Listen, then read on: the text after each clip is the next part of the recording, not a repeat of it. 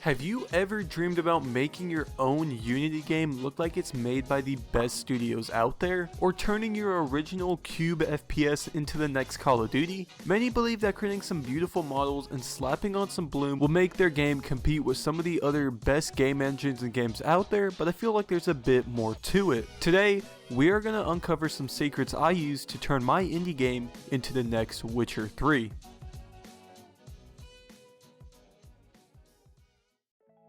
So I actually have some good news to give to you guys. I do use a couple of paid assets that help my game look really nice, but more importantly improve large scale terrain frame rates. This is a big thanks to our patrons for allowing me to do this, because at the end of the day, what is the point of having nice graphics if no one can play your game? So in the spirit of giving back, I am currently running 2 giveaways.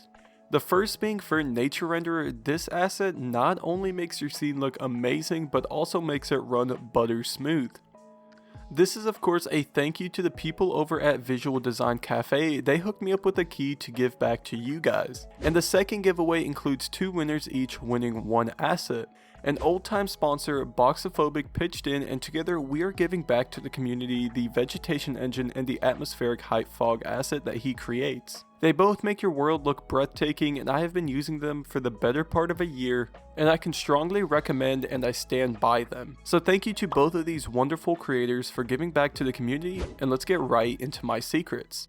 To begin our journey to turn the graphics of my indie game into the next AAA title, I had to step back and fix some glaring issues presenting themselves. First off, before upgrading the graphics, we need to make this game playable for you guys. This is where our first asset comes into play, the Nature Renderer. I consider this asset a miracle asset because of just the tremendous FPS boost it gives you. I have been using it in all of my terrains, not only for the intense performance boost, but also because it just makes the vegetation look a whole lot better, especially the grass.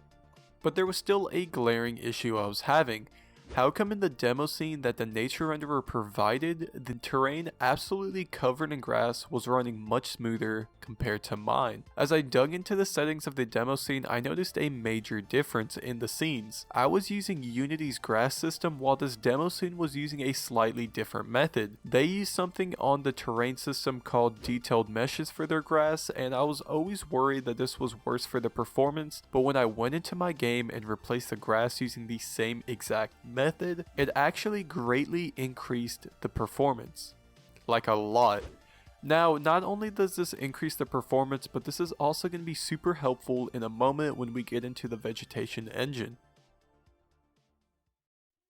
So now that we finally got our terrain running smoother than a rotisserie chicken, we are now facing another problem. The terrain just feels so dead. Nature Renderer does provide some very realistic wind, but I think I have a slightly different solution that allows us to do a bit more. It is finally time to get an awesome asset, the Vegetation engine, all set up and working in our scene. This tool allows me to make so many changes to the grass and other objects in my scene that it's just crazy. From shifting the colors to a feature that clearly separates unsuccessful indie games and giant AAA successes, which is interactable grass.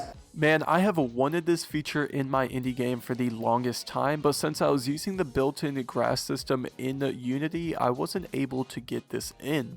But now with the grass being a tad different, it is all coming together. So a very quick setup later and having some fun trying to implement some new grass that Excelsius made, and definitely not failing, we are now able to make the scene just look so much better. This is one of the biggest secrets I feel to make your game look AAA, and that is to make sure your scenes don't look flat or motionless. But now it's time to actually improve the graphics and lighting in our game.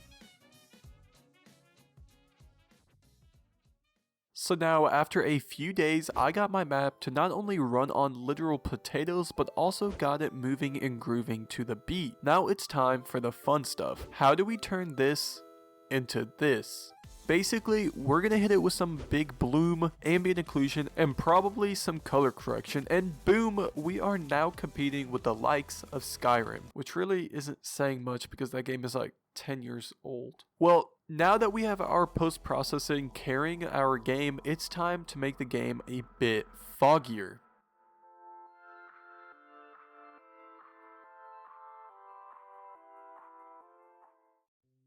Now, this is of course personal preference, but I feel like you could just see way too much, and that just isn't very realistic. And we all know that you want to cover up your crappy LOD models somehow and make them harder to notice from a distance. This is where another asset from BOXOPHOBIC that we are giving away comes into play, and that asset is the atmospheric height fog. Of course you can use Unity system, but as I like to say, Unity makes something then deprecates it in a few years. Also, this asset has a ton of customizability and allows us to have different fog settings in different areas, so this was kind of a no-brainer for me personally. For now, we'll just blend this fog in with the skybox, and honestly it's already difficult to tell this wasn't made by the guys behind Witcher 3, but I think we can still make this look a bit more beautiful.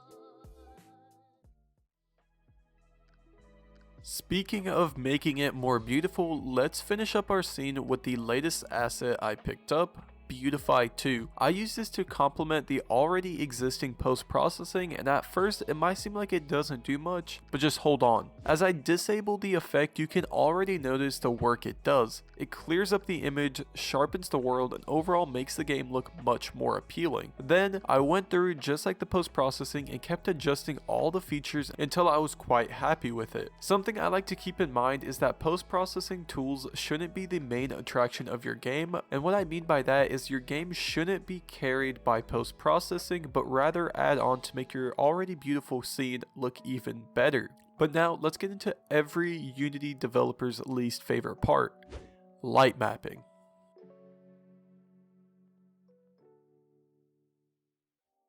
Light mapping is a super important feature to get right because it can make your scene go from this to that, and that just ain't it.